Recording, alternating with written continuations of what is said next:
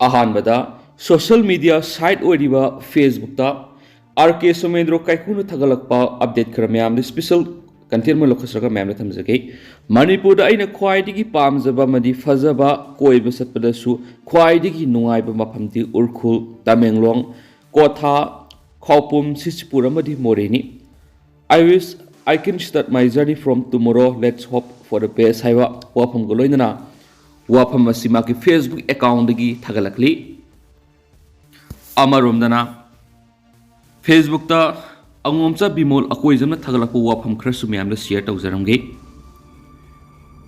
yam ida ngangida social media da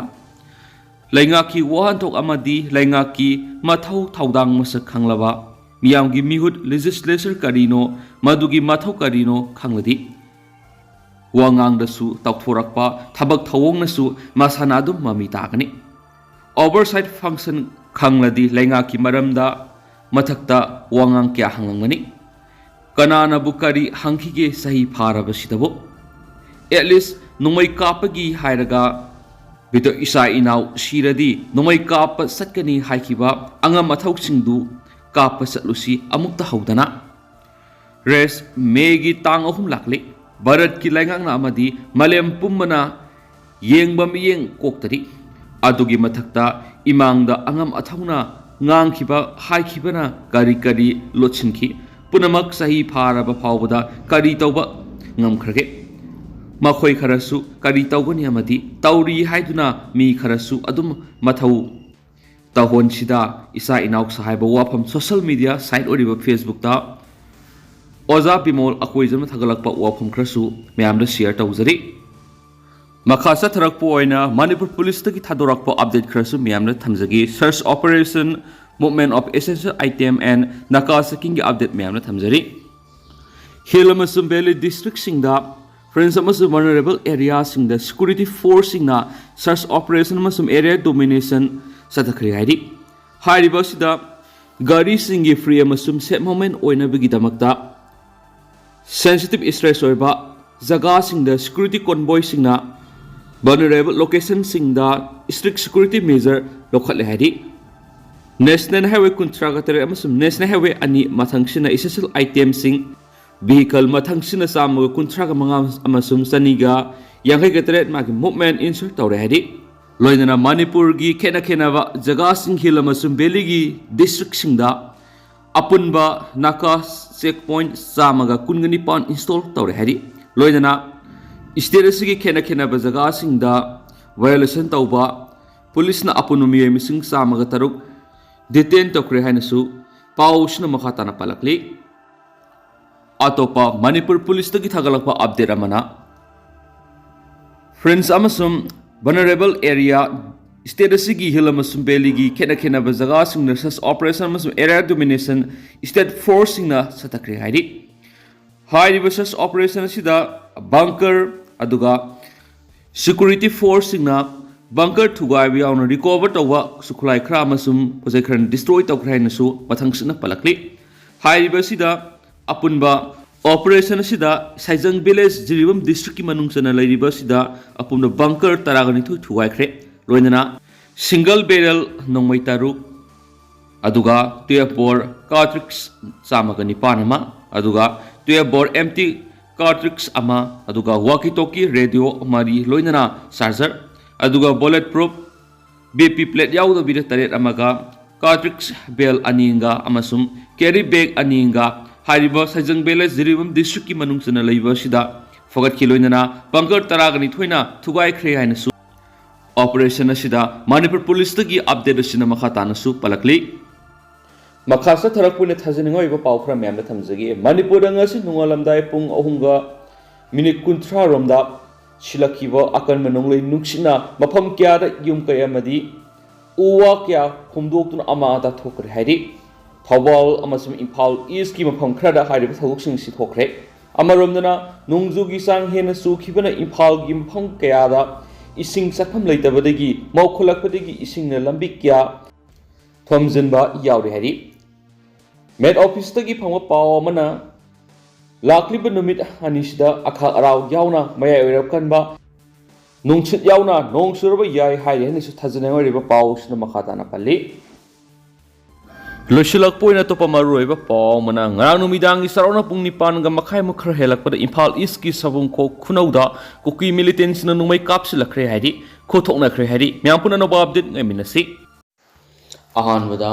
ꯄꯥꯟꯗꯝ ꯄꯥꯎꯆꯦꯒꯤ editorial ꯃꯌꯥꯝꯗ ꯊꯝꯖꯒꯦ ꯍꯧꯈꯤꯕ ꯑꯦꯄ꯭ꯔꯤꯜꯒꯤ ꯇꯥꯡ 30ꯒꯤ ꯂꯧꯈꯠꯆꯔꯒ ꯁ꯭ꯄꯦꯁꯦꯜ ꯀꯟꯇꯦꯟ ꯑꯃ ꯑꯣꯏꯅ ꯂꯧꯈꯠꯆꯔꯒ ꯂꯝꯗꯝ ꯑꯁꯤꯒꯤ ꯁꯥ ꯎꯆꯦꯛ ꯑꯃꯗꯤ ꯉꯥꯅꯆꯤꯡꯕ ꯀꯟꯅꯅꯕꯒꯤꯗꯃꯛ ꯉꯁꯤꯒꯤ ꯂꯩꯉꯥꯛꯅ ꯑꯈꯟꯅꯕ ꯊꯧꯔꯥꯡ ꯈꯔꯗꯤ ꯄꯥꯏꯈꯠꯍꯟꯅꯤꯡꯉꯤ ꯍꯥꯏꯕ ꯏꯗꯤꯇꯣꯔꯤꯌꯦꯜ ꯃꯌꯥꯝꯗ ꯊꯝꯖꯔꯤ ꯉꯁꯤꯒꯤ ꯃꯅꯤꯄꯨꯔꯅ ꯃꯅꯤꯄꯨꯔ ꯀꯧꯗ꯭ꯔꯤꯉꯩꯒꯤ ꯃꯇꯝꯗ ꯂꯝꯗꯝ ꯑꯁꯤꯗ ꯂꯩꯔꯝꯕ ꯁꯥ ꯉꯥ ꯎꯆꯦꯛ ꯋꯥꯌꯥ ꯎꯄꯥꯜ ꯋꯥꯄꯥꯜꯁꯤꯡ ꯃꯔꯨꯑꯣꯏꯅ ꯊꯋꯥꯏ ꯄꯥꯟꯕ ꯄꯨꯝꯅꯃꯛꯁꯤꯡꯒꯤ ꯃꯅꯨꯡꯗ ꯈꯔꯗꯤ ꯂꯝꯗꯝ ꯑꯁꯤꯗ ꯉꯁꯤꯒꯤ ꯃꯤꯔꯣꯜꯅ ꯎꯗꯕ ꯌꯥꯎꯔꯛꯄꯒ ꯂꯣꯏꯅꯅ ꯃꯁꯛ ꯐꯥꯎꯕ ꯈꯪꯅꯔꯛꯇ꯭ꯔꯕ ꯃꯇꯝ ꯑꯣꯏꯔꯦ ꯍꯥꯏꯕ ꯌꯥꯏ ꯀꯨꯟꯁꯨꯕ ꯆꯍꯤꯆꯥꯒꯤ ꯃꯃꯥꯡꯗ ꯀꯪꯂꯩꯄꯥꯛ ꯃꯅꯤꯄꯨꯔꯗ ꯂꯩꯔꯝꯕ ꯂꯝꯂꯛꯀꯤ ꯁꯥ ꯎꯆꯦꯛꯁꯤꯡ ꯈꯔꯗꯤ 12 ꯁꯨꯕ ꯆꯍꯤꯆꯥ ꯑꯁꯤꯗ ꯃꯃꯤꯡ ꯈꯛꯇ ꯇꯥꯔꯒ ꯃꯁꯛꯇꯤ ꯎꯈꯤꯗ꯭ꯔꯕ ꯀꯌꯥ ꯌꯥꯎꯔꯛꯂꯤ ꯈꯨꯗꯝ ꯑꯣꯏꯅ ꯂꯝꯂꯛꯀꯤ ꯁꯥꯁꯤꯡ ꯈꯔ ꯄꯜꯂꯕꯗ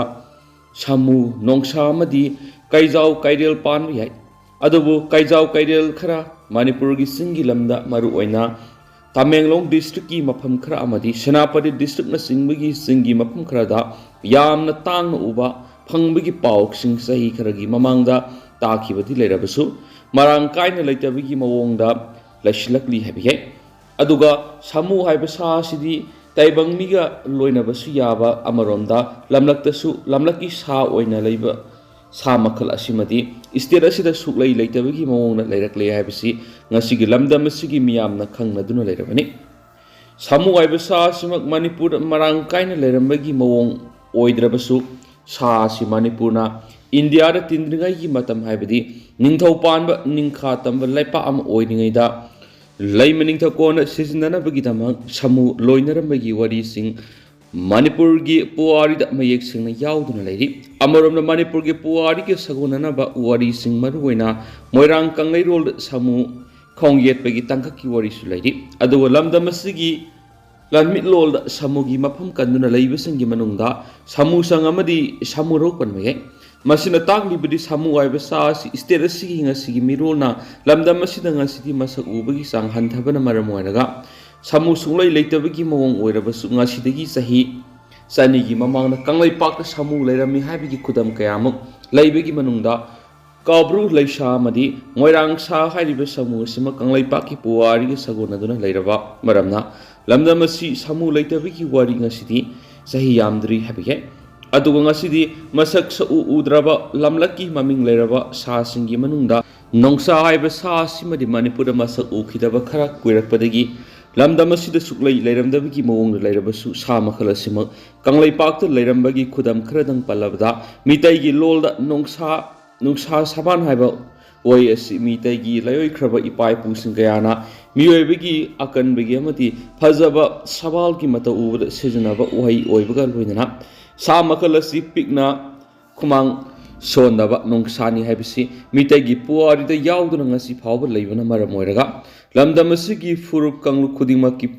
ꯈꯨꯗꯤꯡꯃꯛꯀꯤ ꯐꯥꯎꯅ ꯂꯣꯜ ꯑꯣꯏꯔꯤꯉꯩ ꯃꯤꯇꯩ ꯂꯣꯜꯗ ꯃꯁꯥꯒꯤ ꯂꯣꯜ ꯑꯣꯏꯗꯨꯅ ꯅꯣꯡꯁꯥ ꯍꯥꯏꯕ ꯂꯝꯂꯛꯀꯤ ꯁꯥ ꯑꯁꯤ ꯃꯤꯇꯩ ꯂꯣꯜꯗ ꯂꯩꯔꯤꯕ ꯃꯔꯝꯅ ꯁꯥ ꯃꯈꯜ ꯑꯁꯤꯃꯁꯨ ꯂꯝꯗꯝ ꯑꯁꯤꯗ ꯉꯁꯤꯒꯤ ꯃꯤꯔꯣꯜꯅ ꯃꯁꯛ ꯎꯈꯤꯗ꯭ꯔꯕꯁꯨ ꯃꯅꯤꯄꯨꯔꯗ ꯅꯣꯡꯁꯥ ꯂꯩꯔꯝꯕꯒꯤ ꯃꯌꯦꯛ ꯁꯦꯡꯂꯕ ꯈꯨꯗꯝꯅꯤ ꯍꯥꯏꯕꯗ ꯂꯥꯜꯂꯣꯏꯗ꯭ꯔꯥ ꯈꯜꯂꯤ ꯅꯥꯀꯜ ꯑꯃꯔꯣꯝꯗꯅ ꯃꯅꯤꯄꯨꯔꯒꯤ ꯌꯦꯜꯍꯧ ꯉꯥ ꯑꯃꯗꯤ ꯎꯆꯦꯛ ꯈꯔꯗꯤ ꯉꯁꯤꯗꯒꯤ ꯆꯍꯤ 10-30ꯒꯤ ꯃꯃꯥꯡꯗꯒꯤ ꯃꯁꯛ ꯎꯈꯤꯗꯕꯒꯨm ꯇꯧꯔꯛꯂꯤ ꯑꯃꯗꯤ ꯃꯁꯛ ꯎꯔꯕꯁꯨ ꯌꯥꯝꯅ ꯇꯥꯡꯅ ꯃꯔꯛꯇ ꯎꯅꯕ ꯅꯠꯇꯅ ꯎꯈꯤꯗꯕꯁꯨ ꯌꯥꯎꯗꯕ ꯅꯠꯇꯦ ꯍꯥꯏꯕ ꯌꯥꯏ ꯈꯨꯗꯝ ꯈꯔꯗꯪ ꯄꯜꯂꯕꯗ ꯂꯝꯗꯝ ꯑꯁꯤꯗ ꯃꯔꯥꯡ ꯀꯥꯏꯅ ꯂꯩꯔꯝꯕ Meitei ꯀ꯭ꯋꯥꯛ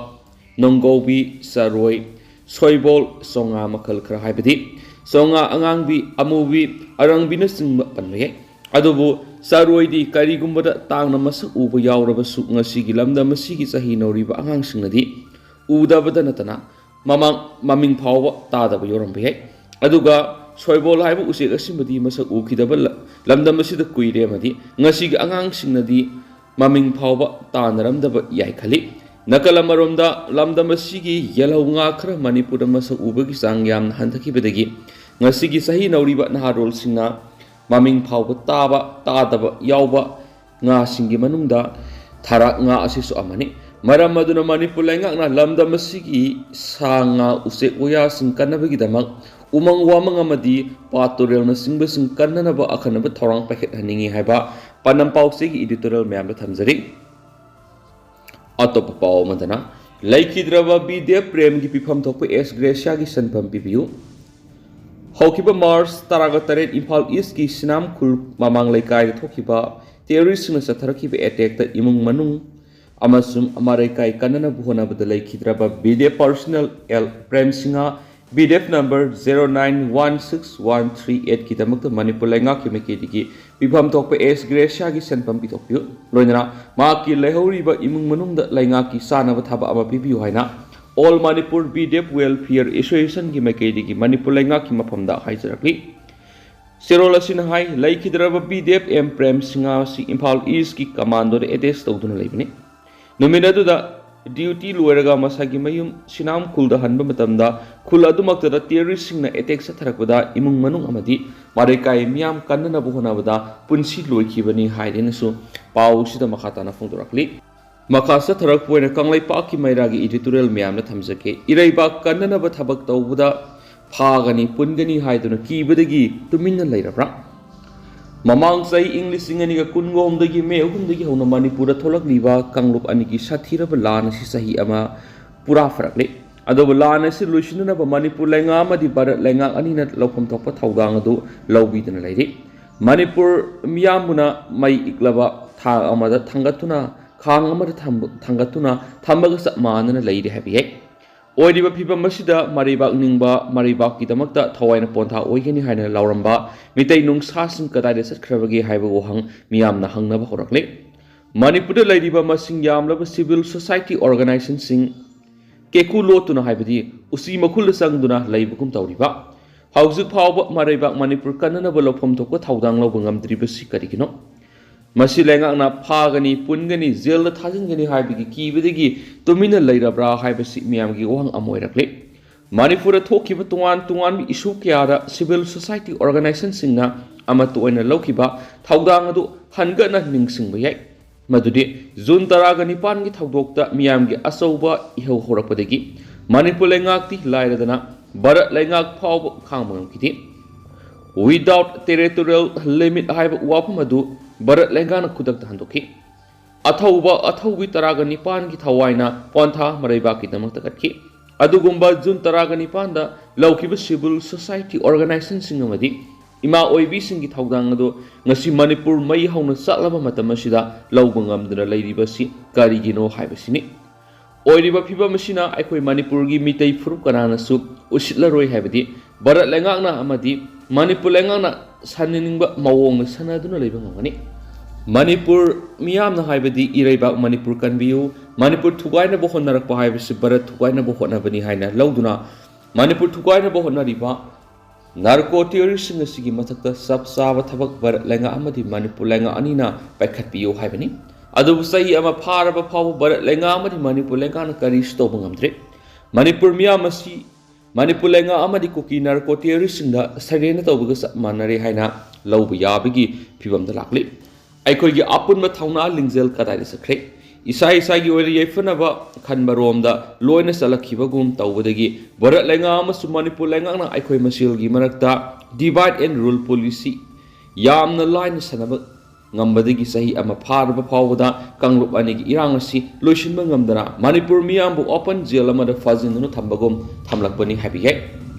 Hauzik mathawna faraba civil society organization singi lusingba sing kadai sakre Mama lebak ki damakta thawai katkani haiduna lauramba sing mama lebak na mai hautuna saklaba matamasida kadi ki damakta mangjil thana song thoraktabano June 19 civil society organization singna lusingduna laukhiba miyang ki oiba apunba thawna lingjel ado housing Manipur maset kaya thokna kaira kadoraba matamasida kadi ki damakta marebak Manipur kanba lawfam thokpa thawdang si lawba ngamdribano habisini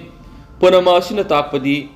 iraiba kanana thabak tarurabadi phagani pungani jail namsingani loilam lenga sasan amuk hanjilaktuna miyothina olakani haiduna kibadagi maraiba kanana buwangangba ngamdribra loidana lawpham tokpa thawdang adu lawba ngamdabra haibasi hauzik miyam punamangna hangnarakli buhang ama oiri ꯑꯣꯏꯔꯤꯕ ꯐꯤꯕꯝ ꯑꯁꯤꯗ ꯑꯁꯨꯃꯛ ꯄꯥꯡꯗꯕꯒꯤ ꯁꯛꯂꯣꯟ ꯂꯧꯗꯨꯅ civil society ꯑꯣꯔꯒꯅꯥꯏꯖꯦꯁꯟꯁꯤꯡ ꯑꯃꯗꯤ ꯃꯔꯩꯕꯥꯛ ꯅꯤꯡꯕꯅꯤ ꯍꯥꯏꯅ ꯂꯩꯔꯤꯕꯁꯤꯡꯅ ꯇꯨꯃꯤꯟꯅ ꯂꯩꯊꯣꯛꯈꯤꯕ ꯇꯥꯔꯕꯗꯤ ꯑꯩꯈꯣꯏꯒꯤ ꯏꯄꯥ ꯏꯄꯨꯁꯤꯡꯅ ꯆꯍꯤ ꯂꯤꯁꯤꯡ ꯀꯌꯥ ꯉꯥꯛ ꯁꯦꯟꯗꯨꯅ ꯃꯅꯤꯡꯇꯝꯕ ꯃꯅꯤꯄꯨꯔ ꯑꯃ ꯑꯣꯏꯅ ꯊꯝꯂꯝꯕ ꯑꯗꯨ ꯃꯆꯦꯠ ꯃꯆꯦꯠ ꯀꯥꯏꯗꯨꯅ ꯃꯥꯡꯈ꯭ꯔꯒꯅꯤ ꯍꯥꯏꯕꯁꯤ ꯈꯪꯐꯝ ꯊꯣꯛꯏ ꯂꯣꯏꯅꯅ ꯃꯔꯩꯕꯥꯛ ꯅꯤꯡꯕꯁꯤꯡ ꯑꯃꯗꯤ ꯑꯩꯈꯣꯏꯒꯤ ꯁꯤꯚꯤꯜ ꯁꯣꯁꯥꯏꯇꯤ ꯑꯣꯔꯒꯅꯥꯏꯖꯦꯁꯟꯁꯤꯡꯅ ꯑꯀꯤ ꯑꯈꯪ ꯄꯨꯝꯅꯃꯛ ꯊꯥꯗꯣꯛꯇꯨꯅ ꯃꯔꯩꯕꯥꯛ ꯃꯅꯤꯄꯨꯔ ꯀꯟꯅꯅꯕꯒꯤ ꯂꯧꯐꯝ ꯊꯣꯛꯄ ꯊꯧꯗꯥꯡ ꯑꯗꯨ ꯆꯞ ꯆꯥꯅ ꯂꯧꯕ ꯉꯝꯕ ꯇꯥꯏ ꯃꯗꯨ ꯅꯠꯇ꯭ꯔꯕꯗꯤ ꯃꯅꯤꯄꯨꯔ ꯌꯦꯛꯅꯕꯒꯤ ꯃꯈꯨꯠꯇ ꯁꯨꯡꯁꯣꯏ ꯁꯣꯏꯗꯅ ꯇꯥꯈꯤꯒꯗꯕꯒꯤ ꯑꯣꯏꯊꯣꯛꯄ ꯑꯗꯨ ꯌꯥꯝꯅ ꯅꯛꯅ ꯂꯩ ꯍꯥꯏꯕꯗꯨ ꯈꯪꯅ ꯏꯔꯩꯕꯥꯛ ꯃꯅꯤꯄꯨꯔ ꯀꯟꯅꯅꯕ ꯂꯧꯐꯝ ꯊꯣꯛꯄ ꯊꯧꯗꯥꯡ ꯑꯗꯨ ꯑꯩꯈꯣꯏ ꯑꯃꯠꯇ ꯑꯣꯏꯅ ꯂꯧꯃꯤꯟꯅꯕ ꯃꯇꯝ ꯑꯣꯏꯔꯦ ꯍꯥꯏꯕꯁꯤ ꯈꯪꯅ ꯊꯕꯛ ꯄꯥꯡꯊꯣꯛꯄꯅ ꯑꯐꯕ ꯑꯣꯏꯒꯅꯤ ꯍꯥꯏꯕ ꯀꯪꯂꯩꯄꯥꯛꯀꯤ ꯃꯩꯔꯥꯒꯤ ꯏꯗꯤꯇꯣꯔꯤꯌꯦꯜ ꯃꯌꯥꯝꯗ ꯃꯈꯥ ꯇꯥꯅ ꯁ꯭ꯄꯦꯁꯦꯜ ꯀꯟꯇꯦꯟ ꯑꯣꯏꯅ ꯃꯌꯥꯝꯅ ꯊꯝꯖꯔꯤ ꯑꯇꯣꯞꯄ ꯄꯥꯎ ꯑꯃꯅ ꯀꯣꯡꯕ ꯂꯩꯊꯣꯡ ꯐꯨꯟꯈ꯭ꯔꯦ ꯉꯁꯤ ꯁꯖꯤꯕꯨꯒꯤ 22 ꯄꯥꯟꯕ ꯅꯨꯃꯤꯠ ꯑꯁꯤꯗ ꯀꯪꯂꯩꯄꯥꯛ ꯃꯅꯤꯄꯨꯔꯒꯤ ꯀꯪꯂꯩ ꯄꯤꯕꯥꯔꯤꯜꯒꯤ ꯆꯍꯤꯒꯤ ꯂꯩꯕꯥꯛꯀꯤ ꯃꯁꯜ ꯑꯃ ꯑꯣꯏꯔꯤꯕ ꯁꯖꯤꯕꯨ ꯊꯥꯒꯤꯅ ꯑꯔꯣꯏꯕ ꯀꯣꯡꯕ ꯂꯩꯊꯣꯡ ꯐꯨꯟꯕ ꯁꯖꯤꯕꯨ ꯂꯩꯈꯨꯟ ꯃꯦꯟꯕꯒꯤ ꯂꯩꯊꯧ ꯊꯧꯔꯝ ꯀꯣꯡꯕ ꯂꯩꯉꯪꯄꯣꯛꯄꯤ ꯄꯥꯡꯒꯩꯗ ꯄꯥꯡꯊꯣꯛꯈ꯭ꯔꯦ ꯎꯠꯇꯔ ꯁꯪꯂꯦꯜ ꯁꯅꯥ ꯀꯣꯅꯨꯡꯒꯤ ꯄꯕ꯭ꯂꯤꯁꯤꯇꯤ ꯁꯦꯀ꯭ꯔꯦꯇꯔꯤ ꯂꯩꯁꯝ ꯄꯣꯏꯔꯩꯇꯣꯟꯅ ꯊꯥꯗꯣꯔꯛꯄ ꯆꯦꯔꯣꯜ ꯑꯃꯅ ꯍꯥꯏ ꯉꯁꯤꯒꯤ ꯊꯧꯔꯝ ꯑꯁꯤꯗ ꯃꯥꯏꯆꯧ ꯏꯕꯨꯙꯧꯒꯤ ꯃꯐꯝꯗ ꯈꯥꯌꯣꯝ ꯊꯥꯈꯤ ꯂꯣꯏꯅꯅ ꯂꯩꯕꯥꯛ ꯅꯤꯡꯊꯧ ꯀꯪꯂꯩ ꯄꯤꯕꯥꯔꯤꯜ ꯏꯅꯤꯡꯊꯧ ꯃꯥꯏꯗꯤꯡꯉꯨ ꯂꯩꯁꯦꯝꯕ ꯁꯅꯥꯖꯥꯎꯕꯒꯤꯗꯃꯛ ꯑꯉꯣꯝ ꯅꯤꯡꯊꯧ ꯐꯝꯅꯥꯏꯕꯁꯤꯡ ꯃꯩꯆꯧ ꯃꯥꯏꯕ ꯄꯦꯅꯥ ꯑꯁꯩꯕ ꯑꯃꯥꯏꯕꯤ ꯂꯣꯏꯁꯪ ꯊꯥꯡꯇꯥ ꯂꯣꯏꯁꯪ ꯌꯥꯎꯅ ꯊꯧ ꯄꯥꯡꯈꯤ ꯂꯣꯏꯅꯅ ꯑꯔꯣꯏꯕꯗ ꯏꯕꯨꯙꯧꯒꯤ ꯃꯐꯝꯗ ꯏꯔꯩꯕꯥꯛ ꯏꯔꯝꯗꯝ ꯀꯟꯖꯗꯨꯅ ꯂꯟꯉꯝ ꯐꯤꯔꯥꯜ ꯊꯦꯠꯆꯅꯕ ꯊꯧꯅꯤꯈꯤ ꯍꯥꯏꯔꯤ ꯑꯃꯔꯣꯝꯅ ꯒꯥꯔꯤ ꯃꯩ ꯆꯥꯛꯈ꯭ꯔꯦ ꯑꯦꯛꯁꯤꯗꯦꯟ ꯑꯃ ꯁꯣꯛꯂꯦ ꯌꯨꯝꯒꯤ ꯊꯣꯡꯒꯥꯜꯗ ꯈꯥꯝꯗꯨꯅ ꯊꯝꯕ ꯇꯥꯇꯥ ꯁꯐꯥꯔꯤ ꯒꯥꯔꯤ ꯑꯃ ꯃꯩ ꯍꯧꯔꯛꯄꯗꯒꯤ ꯂꯩꯀꯥꯏ ꯃꯤꯌꯥꯝ ꯑꯃꯗꯤ ꯐꯥꯌꯔ ꯁꯔꯚꯤꯁꯅ ꯀꯟꯕ ꯉꯝꯍꯧꯔꯦ ꯊꯧꯗꯣꯛ ꯑꯁꯤ ꯁꯤꯡꯖꯃꯩ ꯃꯌꯦꯡꯕꯝ ꯂꯩꯀꯥꯏꯗ ꯊꯣꯛꯈꯤꯕꯅꯤ ꯊꯧꯗꯣꯛ ꯑꯁꯤ ꯃꯌꯦꯡꯕꯝ ꯔꯤꯄꯤꯟ ꯑꯄꯣꯛꯄ ꯑꯦꯝ ꯀꯨꯃꯥꯔ ꯀꯧꯕ ꯃꯤꯑꯣꯏ ꯑꯃꯒꯤ ꯊꯣꯡꯒꯥꯜꯗ ꯈꯥꯝꯗꯨꯅ ꯊꯝꯕ ꯇꯥꯇꯥ ꯁꯐꯥꯅ ꯔꯦꯖꯤꯁꯇ꯭ꯔꯦꯁꯟ ꯅꯝꯕꯔ MN03C0061 ꯑꯁꯤ ꯈꯪꯍꯧꯗꯅ ꯃꯩ ꯍꯧꯔꯛꯄꯗꯒꯤ ꯂꯩꯀꯥꯏ ꯃꯤꯌꯥꯝ ꯑꯃꯗꯤ ꯐꯥꯌꯔ ꯁꯔꯚꯤꯁꯅ ꯀꯟꯈꯤꯕꯅꯤ ꯅꯥꯀꯜ ꯑꯃꯔꯣꯝꯗ ꯉꯁꯤ ꯑꯌꯨꯛ ꯄꯨꯡ 8:30 ꯇꯥꯔꯛꯄꯗ ꯌꯥꯏꯁ꯭ꯀꯨꯜ ꯃꯣꯏꯔꯥꯡꯊꯦꯝ ꯇ꯭ꯔꯥꯐꯤꯛ ꯄꯣꯏꯟꯠ ꯃꯌꯥꯗ Honda Activa registration number MN01AC1398 का Tata dipper registration number 01AA6531 गा थुमजिनबदा होंडा एक्टिवा थरगलिबा नुपी मचा दु सोकपदगी हॉस्पिटल पुकत्तुना लैकनखरे हाइदेनसु पाउसदा मखाताना फोंदोरखली अदो हौसुकोइनदी मयाम पाउस मतान सलुसिनजरगे मसु मयाम पुना अनौबा अपडेट मेमिनसे